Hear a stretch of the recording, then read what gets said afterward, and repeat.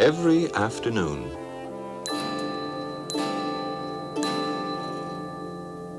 as they were coming from school, the children used to go and play in the giant's garden.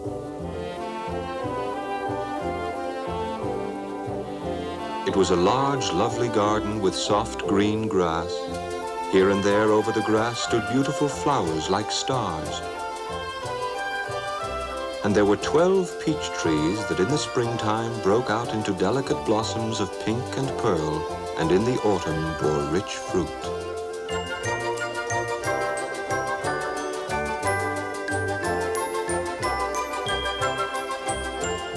The birds sat on the trees and sang so sweetly that the children used to stop their games in order to listen to them. "How happy we are here," they cried to each other.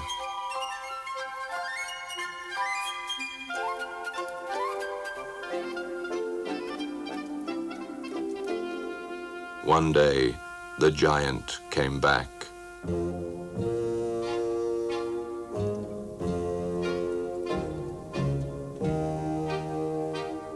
He had been to visit his friend, the Cornish ogre, and had stayed with him for 7 years.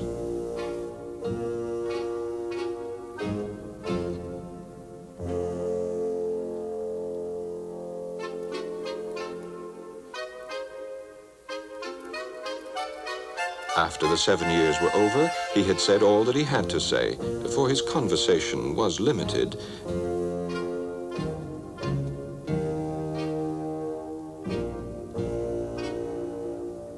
And he determined to return to his own castle.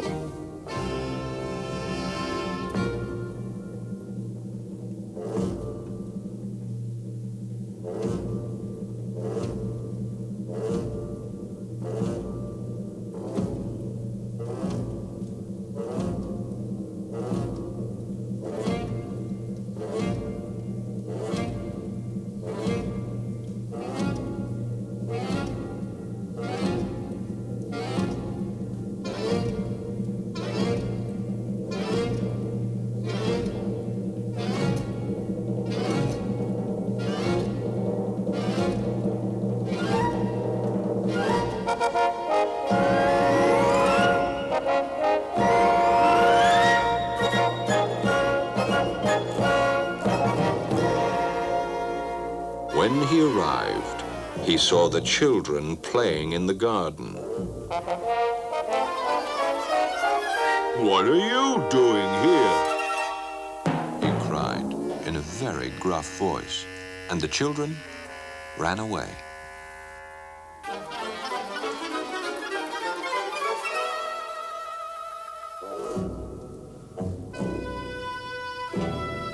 "My own garden is my own garden," said the giant. "Anyone can understand that, and I will allow nobody to play in it but myself."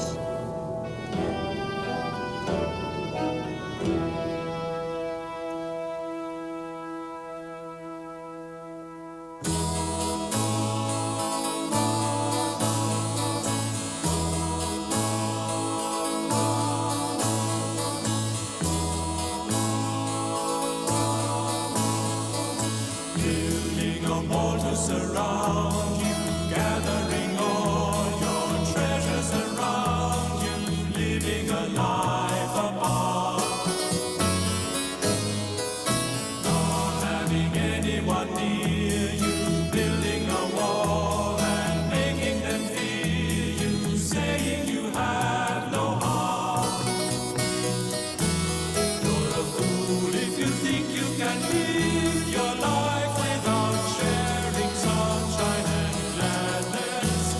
If you think you can live without love, you're building a wall of sorrow and madness. Sorrow and madness.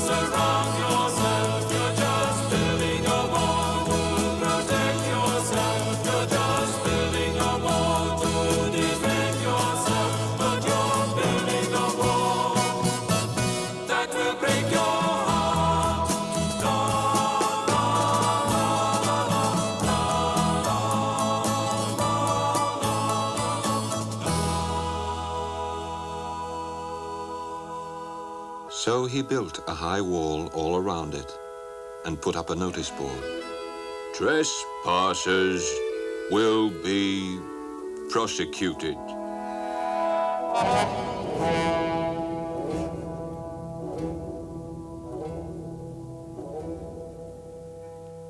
He was a very selfish giant.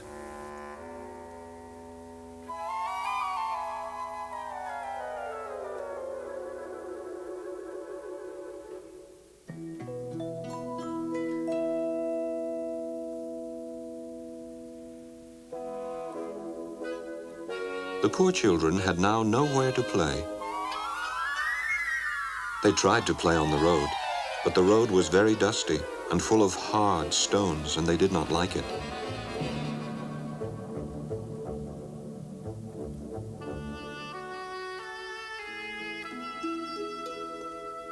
They used to wander round the high walls when their lessons were over and talk about the beautiful garden inside. How happy we were there, they said to each other. Then the spring came, and all over the country there were little blossoms and little birds. Only in the garden of the selfish giant, it was still winter. The birds did not care to sing in it, as there were no children, and the trees forgot to blossom. Once, a beautiful flower put its head out from the grass. But when it saw the notice board, it was so sorry for the children that it slipped back into the ground again and went off to sleep. The only people who were pleased were the snow and the frost. Spring has forgotten this garden, they cried. So we will live here all the year round.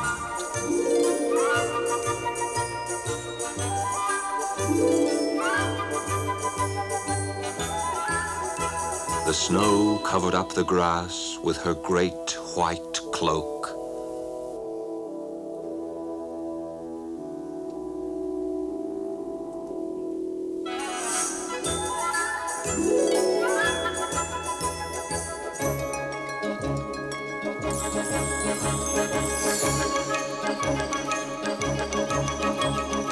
And the frost painted all the trees silver.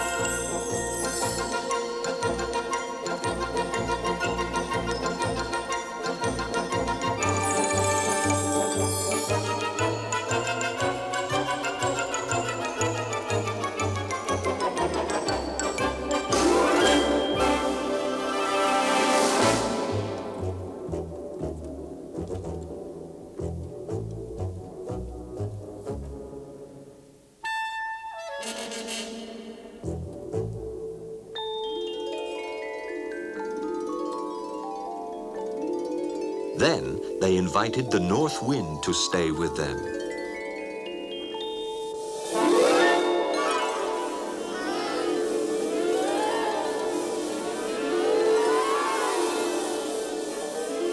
And he came.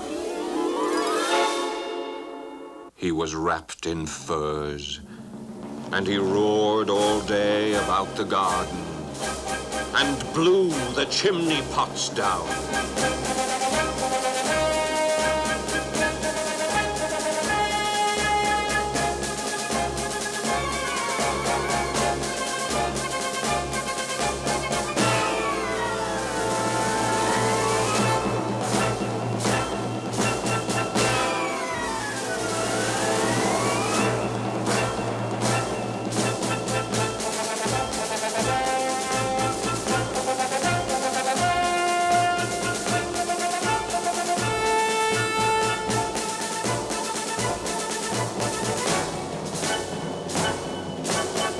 This is a delightful spot, He said. we must ask the hail on a visit.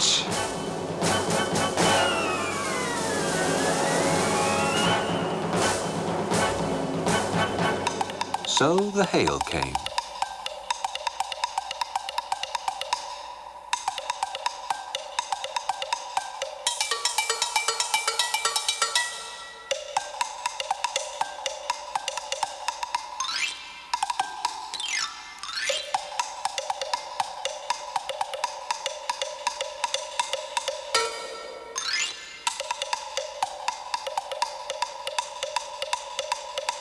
Every day, for 3 hours, he rattled on the roof of the castle till he broke most of the slates. And then he ran round and round the garden as fast as he could go.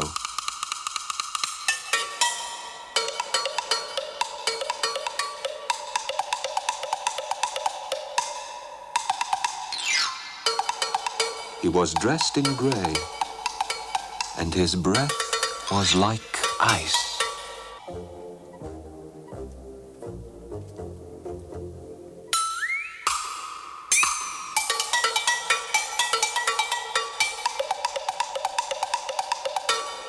I cannot understand why the spring is so late in coming, said the selfish giant as he sat at the window and looked out at his cold, white garden.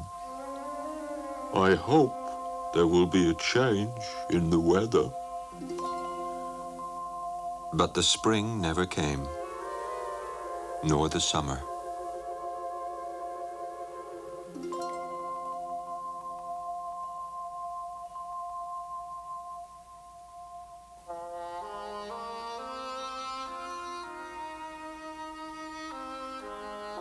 The autumn gave golden fruit to every garden, but to the giant's garden she gave none. He is too selfish, she said. So it was always winter there. And the north wind and the hail and the frost and the snow danced about through the trees.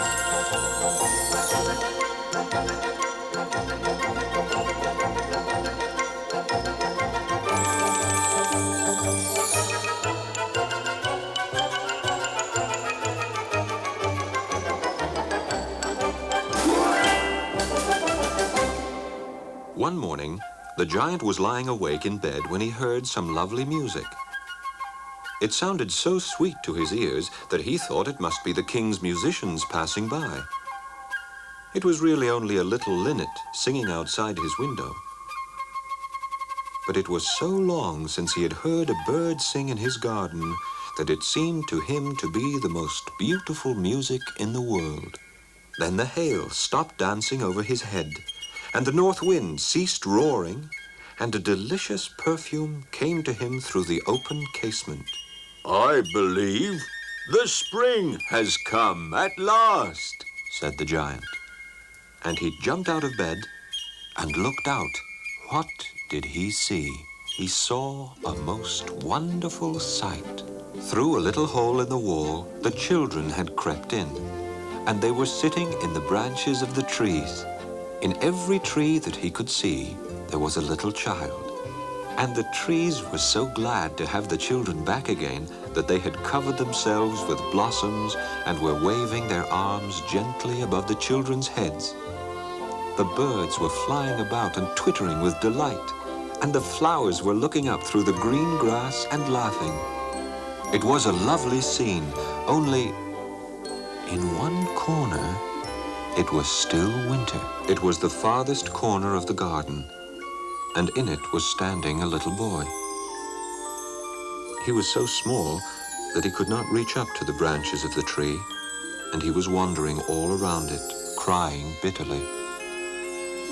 The poor tree was still covered with frost and snow, and the north wind was blowing and roaring above it.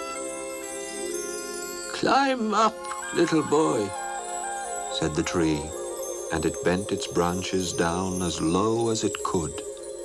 But the boy was too tiny, and the giant's heart melted as he looked out. How selfish I have been, he said. Now I know why the spring would not come here. I will put that poor little boy on the top of the tree, and then I will knock down the wall, and my garden shall be the children's playground forever and ever. He was really very sorry for what he had done.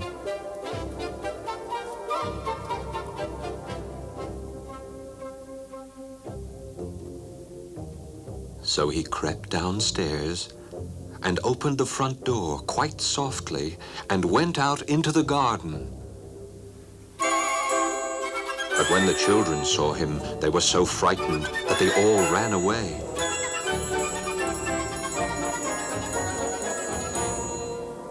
And the garden became winter again.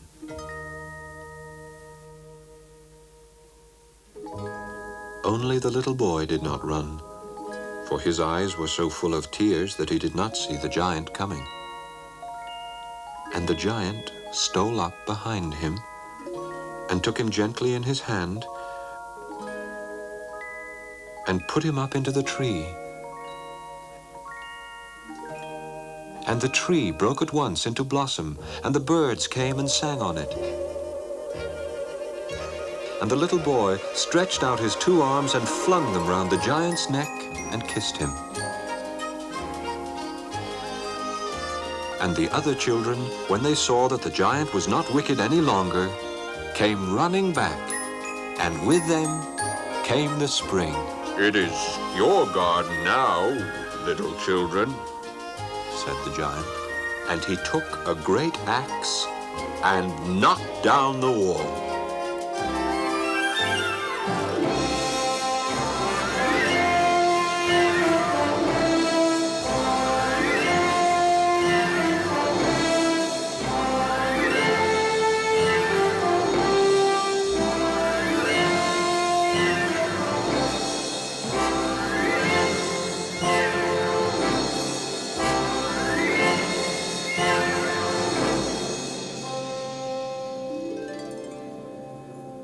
And when the people were going to market at 12 o'clock, they found the giant playing with the children in the most beautiful garden they had ever seen. All day long they played, and in the evening they came to the giant to bid him goodbye. But where is your little companion? He said. The boy I put into the tree. The giant loved him the best because he had kissed him. We don't know, answered the children. He has gone away. You must tell him to be sure and come tomorrow, said the giant. But the children said that they did not know where he lived and had never seen him before. And the giant felt very sad. Every afternoon, when school was over, the children came and played with the giant.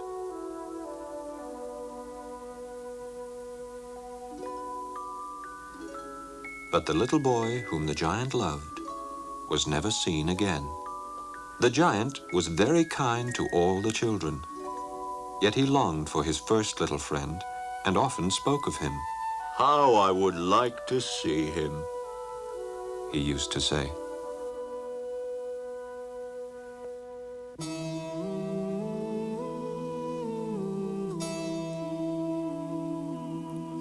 The song I sang in my youthful years was restless as the spring,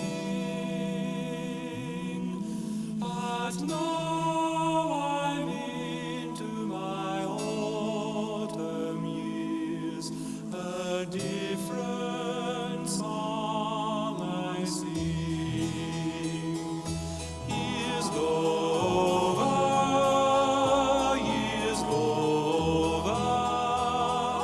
and the pleasures of the past seem so empty, oh so empty, for I've learned to love at last. My summer years were so full of greed, I'd reap what I had sown. I had no time for the joy of life, no time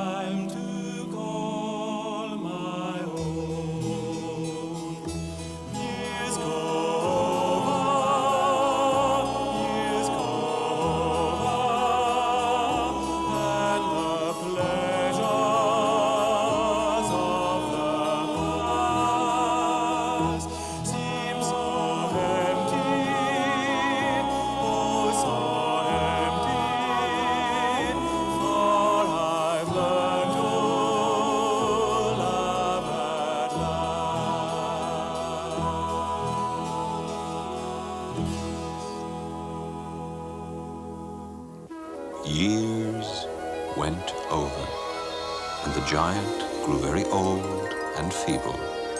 He could not play about anymore, so he sat in a huge armchair and watched the children at their games and admired his garden.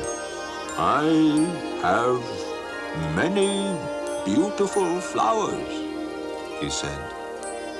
but the children are the most beautiful flowers of all. One winter morning, he looked out of his window as he was dressing. He did not hate the winter now, for he knew that it was merely the spring asleep and that the flowers were resting. Suddenly, he rubbed his eyes in wonder and looked and looked. It certainly was a marvelous sight. In the farthest corner of the garden was a tree quite covered with lovely white blossoms. Its branches were golden, and silver fruit hung down from them, and underneath it stood the little boy he had loved. Downstairs ran the giant in great joy and out into the garden. He hastened across the grass and came near to the child.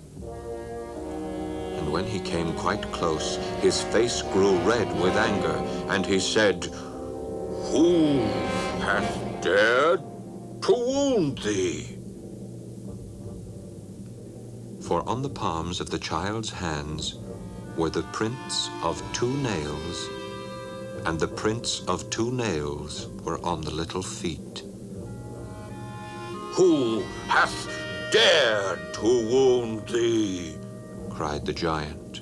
Tell me that I may take my big sword and slay him. Nay, answered the child, but these are the wounds of love. Who art thou? Said the giant, and a strange awe fell on him, and he knelt before the little child.